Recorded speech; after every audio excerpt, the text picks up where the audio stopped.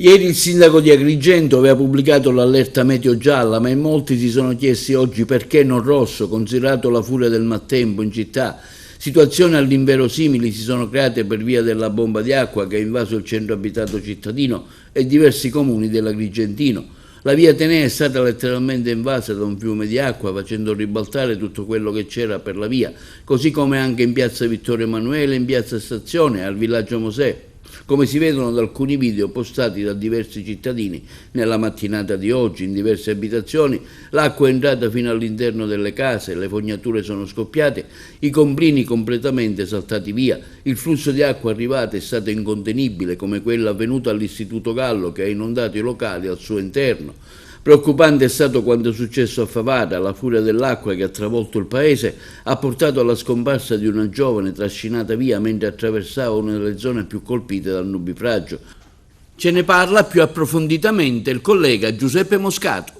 Siamo a Favara, in Piazza della Libertà, meglio conosciuta come Uconzo, e questa è una delle zone più pericolose perché un po' più bassa rispetto alle strade, soprattutto quando arriva l'acqua violenta che c'è stata questa mattina. Intorno alle 8 una signora era dentro la sua macchina, una Y10, e vedendo quell'acqua ha avuto paura, è scesa e lì è stato peggio perché l'acqua l'ha travolta, l'ha fatta cadere a terra e rotolare. C'è stato qualcuno che l'ha vista, ha tentato anche di aiutarla, l'ha teso la mano, la stava anche prendendo, ma l'acqua era troppo forte e ha travolto anche lui. Per la signora che rotolava non c'è stato niente da fare e l'acqua si è convogliata in quel canalone che vedete alle mie spalle, un canalone che raccoglie proprio l'acqua piovana per portarla poi al depuratore. Scattate subito l'allarme, sul posto sono arrivati i carabinieri, i vigili del fuoco, le ambulanze del 118, la protezione civile,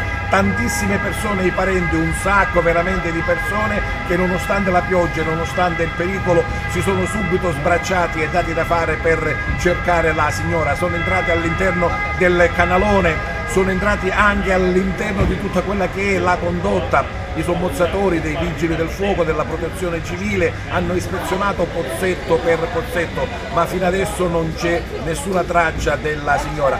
Favara è attonita, Favara aspetta una notizia positiva, il sindaco in prima persona è stato qui ed è ancora che sta attenzionando le ricerche. Purtroppo per il momento non abbiamo ancora notizie positive da darvi.